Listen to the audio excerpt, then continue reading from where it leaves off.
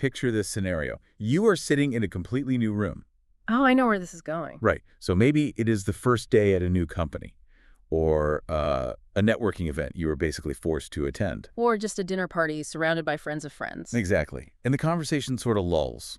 The person next to you turns, and they drop the most dread-inducing, universally terrifying prompt known to human communication. They say, "So tell me about yourself." Oh, man. It's just the worst. It really is. In a fraction of a second, your mind just goes completely blank. You forget what you do for a living. You forget your hobbies. You basically forget how to be a functioning member of society. Right. You are just left staring at this mental blank page. Well, it is the ultimate open-ended question. And that lack of boundaries is, it's precisely why it causes such a massive mental freeze for so many of us. Because there's no clear starting point. Exactly. When the parameters are that wide, we suddenly feel this immense pressure to, summarize our entire existence into 30 seconds of perfectly curated, highly impressive dialogue.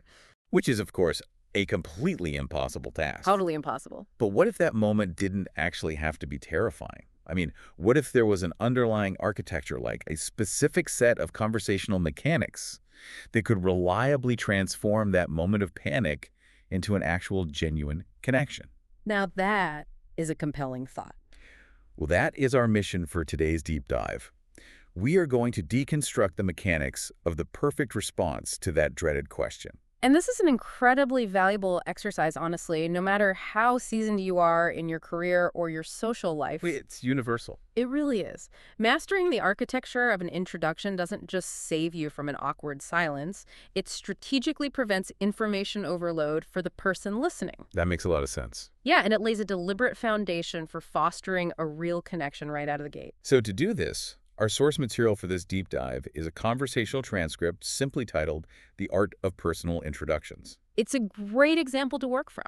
It really is. It features two individuals, Daniel and Emma, who navigate an initial meeting, but they don't just demonstrate a solid introduction. Right, they actually analyze it. Yes, they step back and explicitly break down the mechanics of how they're communicating with each other. So, okay, let's unpack this. Let's do it. So the transcript begins by establishing the baseline facts. The who and the where. The absolute basics. Right. Now, every introduction has to start there. But what Daniel and Emma show us is that the delivery of those facts dictates whether the interaction becomes memorable or just entirely forgettable. And Daniel starts with the most fundamental piece of data, which is his name. But he doesn't just say, "I'm Daniel." He actually spells it out. D-A-N-I-E-L. Which is such an interesting choice. It is. Now, our listeners obviously know how to spell a common name, and they know the basic grammar rules that Daniel and Emma use, like the difference between I am from and I live in. But looking at this transcript, I don't think they're doing this just to practice basic language skills. It feels like there is a strategic pacing choice happening here. You are picking up on something really crucial. By spelling his name out, he is ensuring clarity, first of all. Right. No miscommunication. Exactly. It immediately removes any potential friction for Emma about mishearing him. But more importantly, he is deliberately decelerating the interaction. Decelerating. I like that. Yeah, because when we are nervous, we tend to rush. We speed through our basic information. We just want to get it over with. Right. But by intentionally spelling his name and by distinctly separating I am from Canada from I live in a small town, Yeah. he is giving the conversation room to breathe. Oh, okay. He is establishing a calm, unhurried cadence right from the very first syllable. That makes a lot of sense. It is like he is setting a speed limit for the rest of the conversation. That's a great way to put it. And then they move on to establishing their environments. I want to use a movie analogy here for a second. Okay, go for it. Think of these geographic and living details like the establishing shot in a film. It is that wide camera angle that quickly sets the atmosphere before the characters even start talking. Oh, I love that. So Emma establishes that she is from the United States and she lives in a big city. And she specifically notes that it is very busy, it is noisy, and she lives in a small apartment. And Daniel immediately provides the counterbalance to that. Right. He establishes his establishing shot, so to speak. He is from Canada, but he lives in a small town. A total contrast. Exactly. He emphasizes that it is very quiet, and he lives in a small house that has a garden. And Emma immediately latches onto that detail, noting how much she loves gardens. Which brings me to a theory about their interaction. Because Daniel and Emma's environments are total opposites. Very true. You have the busy, noisy city apartment versus the quiet, small-town house with a garden. Mm. It seems to me that if Daniel had also lived in a big, noisy city, they might have just nodded in agreement and the conversation would have just stalled out. Yeah, it would have been a dead end. Right, so the friction of their differences is what actually gives them something to talk about. What's fascinating here is that contrast acts as the primary engine for curiosity. The engine for curiosity. Yeah. I mean, if you meet someone whose baseline facts perfectly mirror your own, the default response is usually just mutual validation. Like, oh, you live in a loud city? Me too. It's crazy. Right. And then, end of thread, nothing else to say. But the contrasting baseline facts provide the easiest natural hooks for follow-up questions. Because it's completely different from what you know. Exactly. It prompts Emma to genuinely ask, do you like it? Because Daniel's quiet town is an experience outside of her immediate daily reality.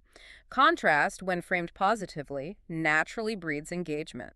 So we are essentially using our geography and our basic living situations as bait for the other person's curiosity. That's a perfect way to look at it. You put completely different puzzle pieces on the table, and that gives the other person a reason to lean in and see how they might fit together. And once that scene is set, the transcript shows the introduction flowing into the next layer of personal identity. We move from the map to the person. Yes. This is where they introduce the numbers, their daily roles, and their roots. Right, they establish their ages. Emma is 25 and Daniel is 28. But the narrative really deepens when they share their vocations. Yeah, Daniel shares that he is an English teacher, and he actually goes out of his way to explicitly state that he loves his job. Which is a nice positive note. It is. And Emma shares that she is an art student who loves to draw and paint. And she playfully observes that an art student and a teacher make a good team. That phrase, good team, is doing a lot of heavy lifting for their dynamic. Really? How so? Well, she isn't just listening to his profession. She is actively seeking the overlap. She is taking two entirely separate identities and intentionally weaving them into a shared narrative. Oh, I see. And they don't stop with themselves. They expand that narrative by diving into their family trees. Right. Daniel tells Emma about his younger sister, Sarah. The music student. Yeah, who plays the piano. Then he mentions his mother is a writer and his father's doctor. And Emma then shares that her mother teaches little children, and her father is a restaurant chef who cooks delicious food. If you look closely at that list, you see a remarkable concentration of creativity and service professions in both families. It is quite the lineup. A writer, a doctor, a music student, a teacher, a chef. Yeah. But I have to push back on this tactic for a moment. Okay, let's hear it. We have all been cornered at a networking event by someone who just overshares and spends 10 minutes recounting their entire family's employment history. Oh, absolutely. It can be exhausting. Right. So why is Daniel just being an oversharer here? I mean, does anyone actually care what your father does for a living during a casual introduction? If we connect this to the bigger picture, Daniel isn't just rattling off a genealogical resume. Okay. Look at how he and Emma are curating these details. They are using their family's professions as a highly efficient way to reveal their core values. Yeah, and their background influences without having to state them directly. It is the classic show, don't tell principle applied to small talk. So instead of saying, I value education, art, and helping people, they just describe a family full of teachers, artists, and doctors. Precisely. By sharing these specific vocational overlaps, they're rapidly establishing a sense of familiarity and mutual respect. It creates a bond. It does. When Emma hews that Daniel's ecosystem is full of creatives and caregivers, it resonates with her own background. They are subtly signaling to each other that they come from worlds that prioritize similar things. So it validates Emma's earlier instinct that they make a good team. Exactly. They are basically mapping out their cultural compatibility right there. That is a brilliant way to look at it. They aren't sharing data. They are signaling values. Exactly. But moving on from the weight of careers and family histories, the transcript pivots. To the fun part. Right. A truly great introduction can't just be about the heavy legacy building stuff. It needs to bring in those lighter, more humanizing details. This seems to be where a polite exchange actually transforms into a bond. This is exactly what Daniel rightly calls the fun part of the conversation. And it is delightfully specific. They start with pets. Yes. Daniel has a dog named Max, but he describes Max specifically as small, brown, and happy. And Emma counters with her cat, Luna. Right, who is black and white. And she describes her as quiet and sleepy. Notice how the contrast strategy returns here. You have the happy, energetic dog versus the quiet, sleepy cat. It's everywhere. And the specifics just keep coming. They move to food. Emma declares her #1 favorite food is pasta. And Daniel says he loves pizza. But he doesn't stop there. He specifies vegetable pizza with tomatoes and peppers. Very specific. Very. Then it is colors. Emma loves green because it reminds her of nature, while Daniel loves blue because it looks like the calm sky. And finally, hobbies. Yeah, Emma paints every weekend to relax and reads adventure stories, while Daniel listens to old rock music and plays soccer on Saturdays to be active and run with his friends. And all of this, all these details, it leads to the ultimate mutual connection. Yes, they discover they both love watching comedy movies and agree that laughing is the best. It is a steady progression from the mundane right to the meaningful. I see the progression, for sure, Right. but I want to theorize about this level of detail for a second. Okay. When I read that Daniel specifies his pizza has tomatoes and peppers, or that Max is small and brown, my initial thought is, well, who cares? It does sound like trivia at first. Right. But as I look closer, I wonder if he is forcing my brain to actually visualize what he is saying. Oh, that's an interesting point. Because if someone just says, I like food and I have a pet, my brain creates an abstract blur. I don't see anything. No, there's nothing to grab onto. But when he says vegetable pizza with peppers, my brain has to run to the colors red and green and maybe even imagine the crunch. Is he intentionally creating memory hooks? You have hit on the exact mechanism at play here. Really? Yes, from observing their interaction, it is clear they understand that human brains are terrible at retaining generalities. They just slide right off. Exactly. Specifics are not trivia. They are the anchors that prevent the conversation from sliding right off your memory. Because generalities don't require the listener's brain to do any work at all. Exactly that. By being ultra-specific, Daniel is moving the interaction from the abstract into the concrete. He's painting a picture. He is. He is handing Emma tangible concepts she can actually picture in her mind. And it is the journey of sharing these tiny, vivid details that leads them to that ultimate reward. The comedy movies. Yes. If they had stayed in generalities, just saying, I like food and music, they might never have uncovered their shared joy for comedy movies. The specifics build the bridge to the shared ground. That reframes small talk entirely for me. It isn't just killing time until you find something important to say. It is the strategic placement of visual hooks. That's a great summary. Now, having witnessed Daniel and Emma successfully navigate this introduction, the source material does something really helpful. Right, the explicit advice. Yes. They shift from demonstrating the conversation to explicitly offering actionable advice to the audience on how to replicate this success in the real world. And their very first rule is arguably the most important one, especially for anyone who gets nervous. Keep it simple. Yes, keep it simple. Do not try to say everything at one time. You have the power to choose what to say. This is the anti-data dump rule. Absolutely. They offer this brilliant little tactic called the party strategy. If you are at a party, Emma suggests you simply say your name and one hobby. Just one. Right. The example Daniel gives is, hi, I'm Daniel. I love to play soccer. And the beauty of this is that it acts as an immediate invitation. It does. It practically forces the other person to ask the natural follow-up, oh, where do you play or what position? It completely lowers the barrier to entry for the person you were talking to. How's Well, instead of them having to invent a question out of thin air to keep the conversation alive, you are essentially handing them the script for what to say next. I love that. Okay, here's where it gets really interesting for me. What's that? The transcript moves on to discuss the concept of learning chunks of language rather than single words. Yes, the language chunks. Daniel and Emma give examples of these linguistic chunks. Phrases like, that's a good point, or I would like to, or my favorite thing is... Very common phrases. Right.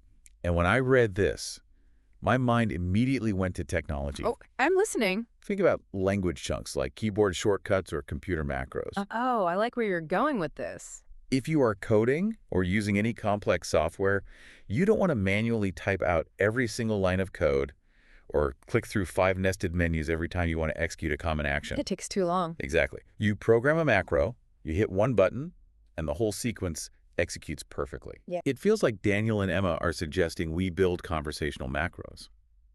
Instead of digging into your brain for individual vocabulary words and trying to assemble them with the correct grammar while someone is staring at you, your brain just hits the shortcut. And the phrase just comes out. Right, the whole phrase, that's a good point, comes out smoothly as a single unit.